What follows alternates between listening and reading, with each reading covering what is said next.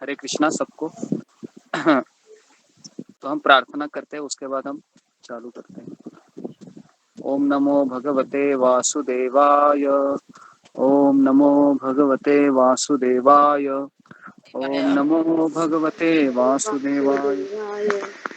ओम अज्ञानतिमिरान्धस्य ज्ञानाञ्जनशलाकया चक्षुरुन्मिलितं येन तस्मै श्रीगुरुवे नमः। जय श्री कृष्ण चैतन्य प्रभु नित्यानंद श्री अद्वैत गदाधर श्रीवासादि गौरभक्तवृंद। हरे कृष्णा कृष्णा कृष्णा हरे हरे, हरे राम राम राम। राम राम हरे हरे।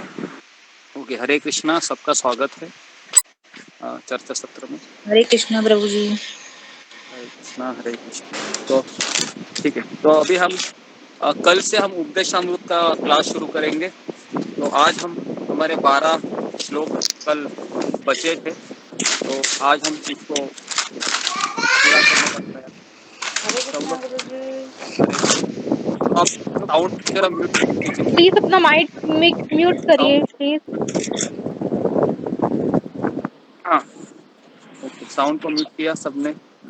उमा जी साउंड को म्यूट कीजिए। हाँ ओके। तो कल हमने चर्चा किया था कि जो देवी देवताओं की पूजा करते हैं वह देवलोक में जाते हैं। उसके बाद जो भूत प्रेत की पूजा करते हैं वह उनके भी जन्म लेते हैं, और जो कृष्ण की पूजा करते हैं वह गोलोक वृंदावन में उनके साथ सेवा करते रहते हैं। तो अभी भगवान 26 से 34 श्लोक में कृष्ण भक्ति की महिमा का वर्णन करेंगे। तो 26वां श्लोक है, इसको पढ़िए जरा सीमा जी। जी। हाँ। पत्रं पुष्पं फलं तोयं यो मे भक्त्या प्रयच्छति तहं भक्तो पश्यामि प्रयत्नात्मनः। हाँ यदि कोई प्रेम तथा भक्ति के साथ मुझे पत्र पुष्प फल या जल प्रदान करता है तो मैं उसे स्वीकार करता हूँ। ओके। तो ये जो श्लोक है बहुत इंपॉर्टेंट श्लोक है हमारे लिए। तो इस श्लोक का तात्पर्य है कि भक्ति की सरलता के बारे में वर्णन आता है इस श्लोक में। भक्ति के साथ अर्पित किसी भी वस्तु को कृष्ण ग्रहण करते हैं। तो भगवान कहते हैं पत्रम पुष्पम फलम तोयम। पत्र मतलब झाड़ का पत्ता, पुष्प मतलब झाड़ का फूल, फलम मतलब कोई भी फल, और तोयम मतलब पानी। यो में भक्त्या, जो कोई भक्ति से प्रयच्छति मुझे भेंट करता है, तदहम तो मैं क्या करता हूँ उसका अश्नामी, अश्नामी मतलब स्वीकार करता हूँ, प्रयतात्मन क्योंकि वह शुद्ध चेतना से अर्पण किया होता है। तो इस श्लोक में 2 बार भक्ति शब्द का प्रयोग किया गया है। एक है पहले लाइन में और दूसरे लाइन में। तो भगवान है वह हमसे कोई करोड़ों रुपए या ऐसा कोई वस्तु नहीं मांगते हैं जो बहुत कीमती है। भगवान हमसे ऐसी वस्तु मांगते हैं जो बहुत साधारण है। तो इसके लिए यहाँ पर जो पत्रम बताया है वह है तुलसी का पत्ता। तो तुलसी का पत्ता ये कहाँ पर भी अवेलेबल होता है, हम भगवान को चढ़ा सकते हैं। और फूल है वो कोई भी अर्पण कर सकता है। और फल है, किसने फल देके भगवान को संतुष्ट किया था, कौन बताएगा? शबरी। शबरी ने। शबरी ने। हाँ, शबरी ने किया था। ओके। और और और किसने विदुरानी ने। संतुष्ट किया था? विदुरानी ने। विदुरानी। विदुरानी ने किया। विदुरानी। हाँ very good. Okay okay, very good. तो शबरी के बारे में हमको पता है कि उसको अपने गुरु के वचनों पे बहुत विश्वास था। क्या नाम था शबरी के गुरु का, कौन बताएगा? शबरी मातंग के गुरु ऋषि। का नाम क्या? तंग ऋषि। हाँ, मातंग ऋषि। मातंग ऋषि ने तो कहा था कि प्रभु रामचंद्र है वह सुग्रीव का पत्ता का खोज करके यहाँ पर कौन सा वो सरोवर था? लक्ष्मी माता जी पंपा ऑफ सरोवर। कीजिए अपना म्यूट। हाँ, पंपा सरोवर। तो पंपा सरोवर के पास वो रहती थी शबरी।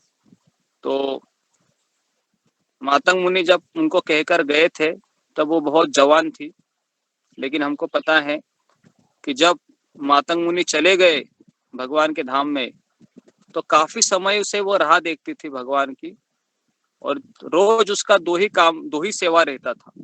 एक तो सुबह उठो, अपना साधना करो, और झाड़ू पोछे से पूरे आंगन को साफ करो, क्योंकि भगवान आने वाले हैं, कभी भी आ सकते भगवान।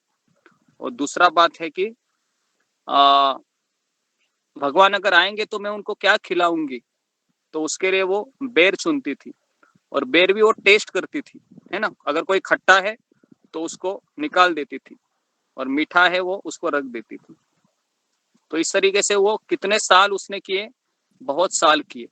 और तभी कोई गुरु से कोई व्हाट्सएप मैसेज नहीं आता था, है कि नहीं, कि आज नहीं आए, कल आएंगे या परसों आएंगे, है ना। आपको तो व्हाट्सएप मैसेज आता है, बराबर है।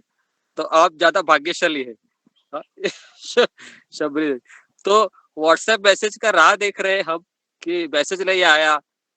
तो देखिए, कभी समय मैसेज नहीं आता है तो समझने का कि जो आखिरी जो आज्ञा दिया था उसके अनुसार हमको चलना है। समझ में आ रहा है ना। तो इसके लिए कभी ऐसा कभी सोचना नहीं चाहिए कि अभी गुरुजी का व्हाट्सएप मैसेज नहीं आ रहा है, गुरुजी दिख नहीं रहे हैं, कहाँ गए पता नहीं। तो ऐसा नहीं है। जो जो अभी तक आपने सुना है, जो जो मैंने चीज आपको बताए हैं, उतना भी काफी है आपको पूरा जीवन को चलाने के लिए, बराबर है ना। तो इसलिए कभी आपको ये सोचना नहीं चाहिए कि अभी मैं क्या करूं, गुरुजी चले गए। एक्चुअली गुरु का शिष्य के जीवन में केवल ध्वनि का जो माध्यम होता है ना, ध्वनि रूप में रहता है गुरु हमेशा शिष्य के साथ। ध्वनि मतलब क्या है, उसके उपदेश, उसकी शिक्षाएं, ये उसके साथ हमेशा रहती है, चाहे कितना भी अंतर में वो रहता हो। जैसे अभी मैं एक दुनिया के कोने में रह रहा हूँ, महाराष्ट्र के एक छोटे से जगह पे, और आप सभी लोग उत्तर दिशा यूपी या आगरा, दिल्ली, है ना, ये साइड में रह रहे हैं। तो बहुत दूरी है हमारे बीच में, लेकिन हम देखते हैं कि जो भी हम आपको यहाँ पर बता रहे हैं प्रभुपाद की शिक्षाओं के आधार पे, तो आपको उन शब्दों का असर हो रहा है, बराबर कि नहीं। तो इसलिए आप इस तरीके से यहाँ पर रोज आ रहे हैं और अपना समय से कुछ भगवान के बारे में सुन रहे हैं और समझ रहे हैं। तो इसलिए ये एक उदाहरण शबरी का हमको सिखाता है कि जीवन में धैर्य होना चाहिए। और दूसरा उदाहरण है जैसे विदुरानी का। एक बार भगवान श्री कृष्ण है वह हस्तिनापुर गए थे शांति दूत बनकर।